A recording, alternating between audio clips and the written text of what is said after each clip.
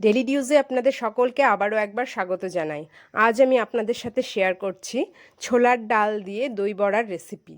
ছোলার ডাল দিয়ে দই বড়া এত সুন্দর খেতে হয়, আমি যেদিন ফার্স্ট করেছিলাম সেদিন আমার জানা ছিল না, সেই দিনই আমি বুঝেছি।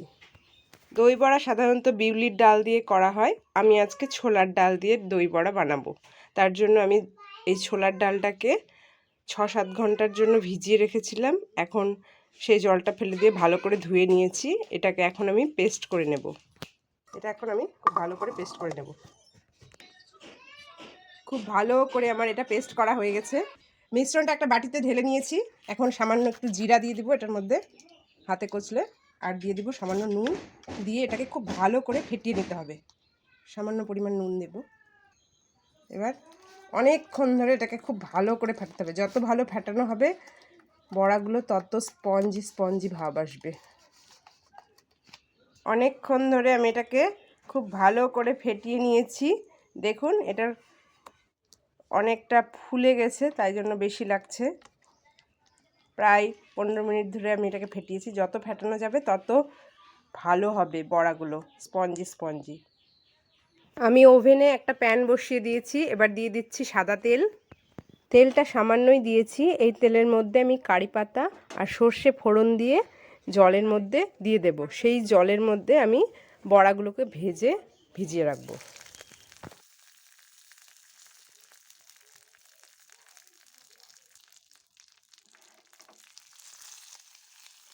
ভিডিওটা পজ করা ছিল আর করে দিলাম।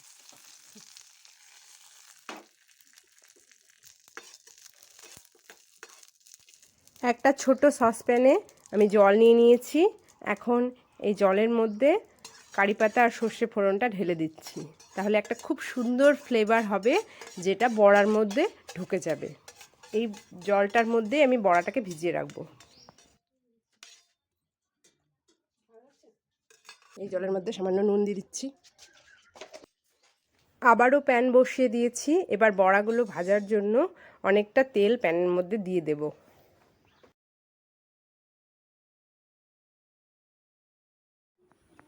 বড়াগুলো ভাজার জন্য আমি একটা হাতা নিয়ে নেব।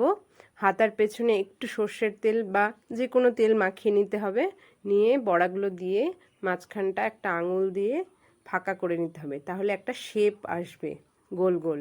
এটা দেখতে বেশ ভালো লাগে, বাচ্চারাও খুব পছন্দ করে এরকম টাইপের শেপ টেপ থাকলে। না তো এমনি গোল গোল করেও ভেজে নেওয়া যায় বড়াগুলো। আপনাদের যেমন ইচ্ছে আপনারা তেমন ভেজে নিতে পারেন। এইভাবে বানালে অবশ্যই হাতার পেছনে একটু সর্ষের তেল বা যে কোনো সাদা তেল লাগিয়ে নিতে হবে। সব বড়াগুলোই আমি এইভাবে শেপ দিয়ে ভেজে নেব। মনে রাখতে হবে বড়াগুলো মিডিয়াম টু লো ফ্লেমে অনেকক্ষণ ধরে ভালো করে ভাজতে হবে, যাতে ভেতরে কাঁচা ভাবও না থাকে, আবার ওপরে বেশি লালও না হয়ে যায়। বেশি লাল হয়ে গেলে দই বড়া একটু দেখতে খুব একটা ভালো লাগবে না।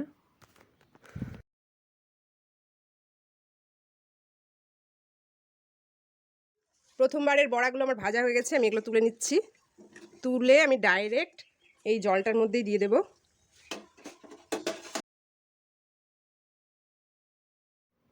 এইভাবে সমস্ত বড়াগুলো ভেজে আমি কারি পাতার সর্ষে ফোড়ন দেওয়া জলটাতে আধা ঘন্টা মতো ভিজিয়ে রাখবো বড়াগুলোকে। এইভাবে আধা ঘন্টা ভিজিয়ে রাখলে বড়াগুলো ফুলে উঠবে, একদম স্পঞ্জি স্পঞ্জি হবে।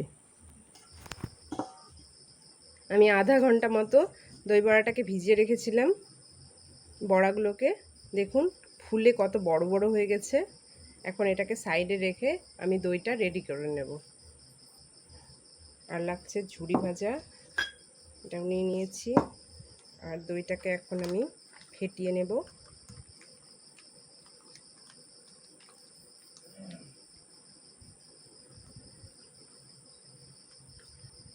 এখন দিয়ে দিচ্ছি সামান্য পরিমাণে নুন। বড়া ভাজার সময় আমি নুন দিয়েছিলাম, তাই এখন বেশি পরিমাণে নুন দিচ্ছি না। একটুখানি ভাজা মশলার গুঁড়ো। এই মশলাটার মধ্যে জিরে, ধনে, শুকনো লঙ্কা আর দারচিনি, এলাচ একসাথে একটু ভেজে শুকনো খোলায় তারপরে গুঁড়ো করে রাখা ছিল, সেটাই দিয়ে দিলাম। শুধু জিরের ভাজার গুঁড়ো দিলেও এটা খেতে বেশ ভালোই লাগে। আর দিয়ে দিব 1 চামচ চিনি, ছোটো চামচের। এবার এটাকে খুব ভালোভাবে ফেটিয়ে নেব, খুব ভালো করে ফেটিয়ে নিতে হবে এটাকে। খুব ভালো করে আমার এটা ফেটানো হয়ে গেছে। এখন আমি রেডি করে নেব। প্রথমে এই বড়াগুলো চেপে চেপে তুলে নেব, 2 হাত দিয়ে খুব ভালো করে চেপে নেব। খুব সুন্দরভাবে এগুলো নরম হয়ে গেছে। কারি পাতাগুলো এর সাথে চলে গেলেও অসুবিধা নেই। কারি পাতার সর্ষের জন্য ফ্লেভারটা খুব সুন্দর বেরিয়ে গেছে।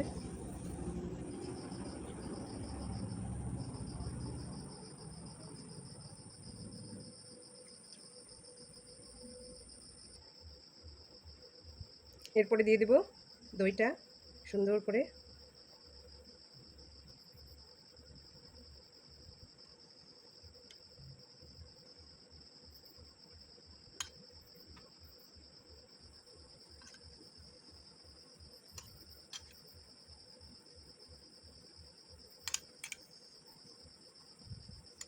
এবার দিয়ে দেবো অনেকটা করে ঝুড়ি ভাজা।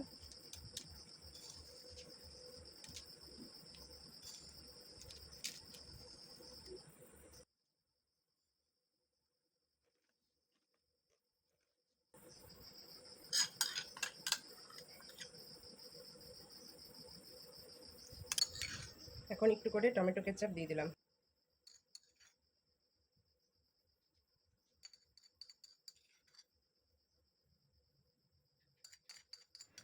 দেখুন কি দারুণ লাগছে, দেখেই মনটা ভরে যাচ্ছে।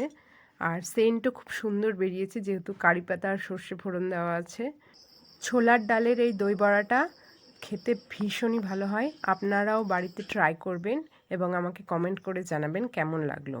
আশা করছি আজকের রেসিপিটা আপনাদের ভালো লেগেছে। যদি ভালো লাগে তাহলে অবশ্যই রেসিপিটাকে লাইক করবেন, শেয়ার করবেন। আর চ্যানেলে যারা নতুন তারা অবশ্যই চ্যানেলটিকে সাবস্ক্রাইব করে নেবেন। দেখা হবে আবারও একটি নতুন রেসিপি নিয়ে। সকলে ভালো থাকবেন, সুস্থ থাকবেন। ভিডিওটি শেষ অবধি দেখার জন্য আপনাকে অসংখ্য ধন্যবাদ।